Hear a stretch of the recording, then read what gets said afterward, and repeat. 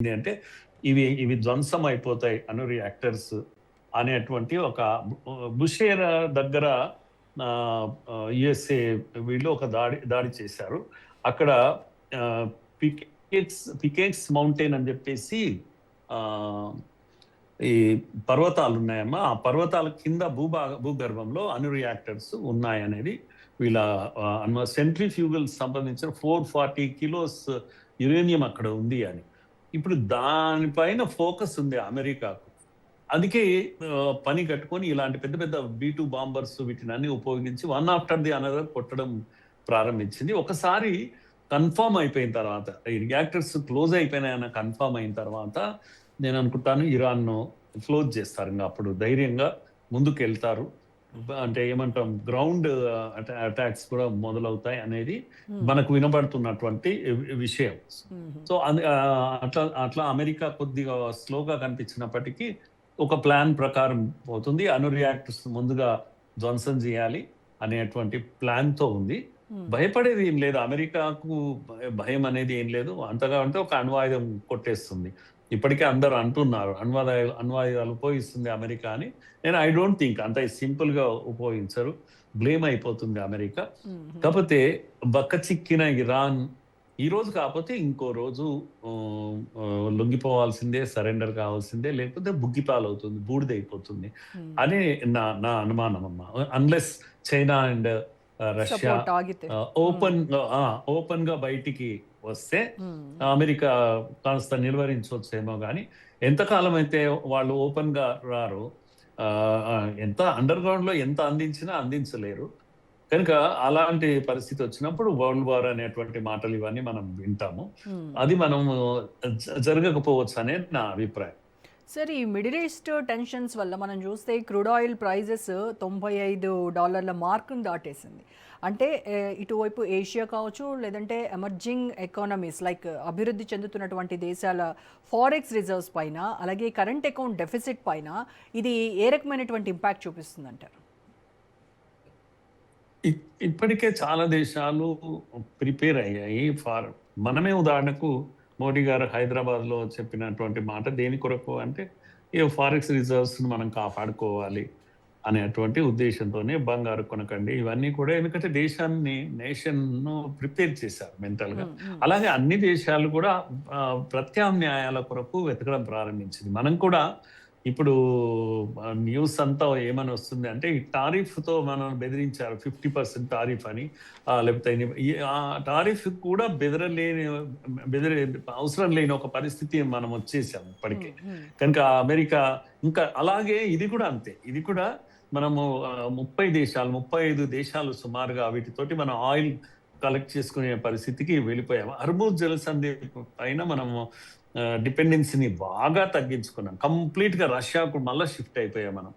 So ఇలా మనము ఏం చేస్తున్నామంటే, అయినా సరే ఇంకా మన డిపెండెన్సీ, మనకు చైనాకే ఎక్కువ అవసరం ఆయిల్ అనేది. మన డిపెండెన్సీ ఏం తగ్గలేదు. మనం గ్రీన్ ఎనర్జీ వైపు కొంత వెళ్ళాము. లాస్ట్ 5-10 years లో చాలా ఎఫర్ట్స్ మనం పెట్టాము. నేను ఎప్పుడు చెప్తుంటాను, మనం డీజిల్ ఒకవేళ మన రైళ్లు కనుక డీజిల్ పైన ఆధారపడి ఉంటే 100% ఎలక్ట్రిఫికేషన్ చేసేసాం. దాంతో మనకు ఎంత ఆయిల్ ఆదా అయిపోయింది అని అంటే దేశానికి, మనకు లేకపోతే ఫారిన్ రిజర్వ్స్ అన్ని కూడా మనకి ఖతమైపోయాయి ఈ పాటికి. ఆ విధంగా మనం యాజ్ ఎ నేషన్, ఒక పెద్ద లార్జ్ నేషన్ గా 140 crore పీపుల్ ఉన్నటువంటి పెద్ద దేశంగా మన కన్జంప్షన్ ఎక్కువ, ప్రతిదీ కన్జంప్షన్ ఎక్కువ మనకు. అలాంటి దేశాన్ని సిద్ధం చేశారు మోడీ గారు, తయారు చేశారు. అందుకని ప్రమాదం అంతా లేదు. కానీ అయినప్పటికీ కూడా ఈ యుద్ధం ఇంకాస్త కొనసాగితే, ఇంకొక 1-2 నెలలు కొనసాగిన సంక్షోభము మనకు కూడా తప్పదు. మీరు అన్నటువంటి ఇది డెఫిసిట్ ప్రాబ్లం వస్తుంది. ఫారెన్ రిజర్వ్స్ అన్ని మెల్లమెల్లగా కరిగిపోతాయి. కూర్చొని తింటే కొండలైనా కరిగిపోతాయని అంటాం కదా, అలాంటి ఒక స్థితి దేశానికి కూడా వస్తుంది మనకు. ప్రమాదం అయితే ఉంది అమ్మ. అందరి అవసరం ఉంది, యుద్ధాన్ని ఆపాల్సినటువంటి అవసరం. అవును, ఈ యుద్ధం ఆపడానికి స్విట్జర్లాండ్ మధ్యవర్తిత్వం, ఈ బ్యాక్ ఛానల్ డిప్లొమసీ ఏదైతే ఉందో అది ఫెయిల్ అవ్వడానికి ఈ రెండు దేశాలకు ఉన్నటువంటి పవర్ పాలిటిక్స్ ఏంటి సార్? పవర్ పాలిటిక్స్ లో ముఖ్యంగా అమెరికా ఇన్సైడ్ పాలిటిక్సే మనల్ని డిస్టర్బ్ చేస్తున్నాయి. అమెరికా ట్రంప్ యొక్క అటిట్యూడ్ కూడా కారణమే. సో దాని కారణంగా ఆయన ఆల్మోస్ట్ శాంతి చర్చలు ఇంకా అయిపోతుంది యుద్ధం అనేటువంటి సమయంలో ఒక్కసారి మళ్ళా తిరగబడ్డాడు, మళ్ళా మొదటికి వచ్చేసింది. అయితే ఇప్పుడు లేటెస్ట్ గా వస్తున్న విషయం ఏంటంటే కంపల్షన్, అందరికీ కూడా కంపల్షన్. ఇరాన్ కు తప్పని పరిస్థితి, అమెరికాకు తప్పని పరిస్థితి, చైనా, రష్యా అందరి కంపల్షన్ కారణంగా 10 days కొరకు సీజ్ ఫైర్ అనేటువంటి ఒక ఇంటర్నల్ డిస్కషన్ నడుస్తుంది అని. ఏ క్షణమైనా ఇది జరగవచ్చు. అక్రాస్ ది టేబుల్ చర్చలు కావు, but cease fire for 10 days అనేది ఒక ప్రపోజల్ ఇంటర్నల్ గా నడుస్తుంది అని. అదే కనుక నిజమైతే, అంటే ఒత్తిడి మామూలుగా లేదు. ఈవెన్ అమెరికా పైన కూడా ఒత్తిడి మామూలుగా లేదు. అమెరికా కూడా బ్రీతింగ్ టైం. అన్నిటికన్నా ప్రధానమైంది ఏంటంటే అమెరికా దగ్గర ఆయుధాలు కరువైపోయినాయి. ఆర్డర్ ప్లేస్ చేయడానికి కూడా టైం లేదు. ఆర్డర్ అవి తయారై వచ్చేందు వరకన్నా సమయం పడుతుంది. 1000 పైన మిసైల్స్, ఇంకా 1000 మిసైల్స్ ను ఫోటో తీసి ఇరాన్ ప్రచారం చేస్తుంది, మా దగ్గర ఉంది, కొట్టేస్తామని చెబుతూ ఉంది. అది ఎంత నిజమో మనకు కూడా తెలియదు, కానీ ఉంటే ఉండొచ్చు కూడా. సో ఇది ఓ రకమైనటువంటి ఒత్తిడి అమెరికా పైన ఉంది, ఇరాన్ క్రియేట్ చేయగలిగింది. మేము ఇప్పుడేం లొంగము, ఇంకా చూద్దాం అనేటువంటి దీంట్లోనే వాళ్ళు ఉన్నారు. అది ఈ బలం ఎక్కడి నుంచి వస్తుంది అమెరికాకు అర్థం కాని పరిస్థితి. అందుకే నేను అనుకుంటాను మళ్ళీ ఈ 10 days సీజ్ ఫైర్ ఏదన్నా వస్తుందని ఈ ప్రపంచమే ఆశిస్తా ఉందమ్మా. Okay sir, Bab el Mandeb జలసంధి కావచ్చు, రెడ్ సీ కావచ్చు, అక్కడ జరుగుతున్నటువంటి ఈ దాడుల్ని, హౌతీలు చేసినటువంటి దాడులను కేవలం ఎమన్ రెబల్స్ చేస్తున్నటువంటి దాడులుగా చూడాలా, లేదు అని అంటే ఇరాన్ నేవల్ కమాండ్ చేస్తున్నటువంటి ఒక అసిమెట్రిక్ వార్ఫేర్గా చూడాలంటారా? మొదటి నుంచి యెమెన్ లో పెంచి పోషించిన శక్తి ఇదంతా కూడా.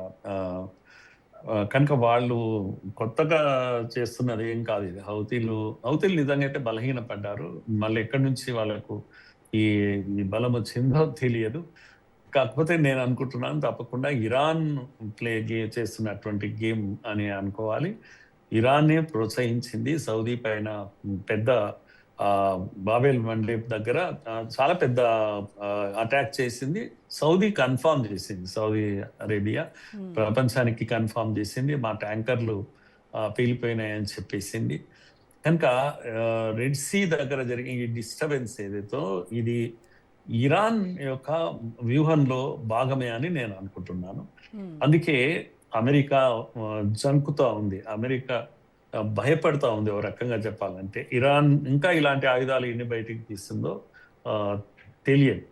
అదే నాకు అర్థం కాని విషయం అంటే ఇప్పటికి కూడా సౌదీ అరేబియా కానీ, లేకపోతే ఖతార్ కానీ, వేరే ఇవన్నీ దేశాలు, పశ్చిమాసియా దేశాలు అమెరికాను నమ్ముకొని బ్రతికాయి, అయినా నిస్సహాయంగా కనబడుతున్నాయి అనేది నా పాయింట్. ఇది ఎందుకు మరి అమెరికాను నమ్ముకోవాలి, ఎందుకు ఇలా అనవసరంగా ఇరాన్తో దెబ్బతినాలి, వాళ్ళకి అవసరమే లేదు. కానీ ఈరోజు అమెరికా కాపాడుకోవాలి. వాళ్ళపైన ఇన్ని దాడులు జరుగుతున్నప్పుడు మరి అమెరికా దేని కొరకు ఉంది? ఇన్నాళ్ళ స్నేహం దేని కొరకు? ఇన్నాళ్ళ వాళ్ళ ఆయిల్ ఎక్స్ప్లాయిటేషన్ దేని కొరకు అనేది ఇది అందరు ప్రశ్నిస్తున్నటువంటి విషయం. ఇది కూడా అమెరికా పైన ఉన్నటువంటి మరో ఒత్తిడి అన్నట్టు.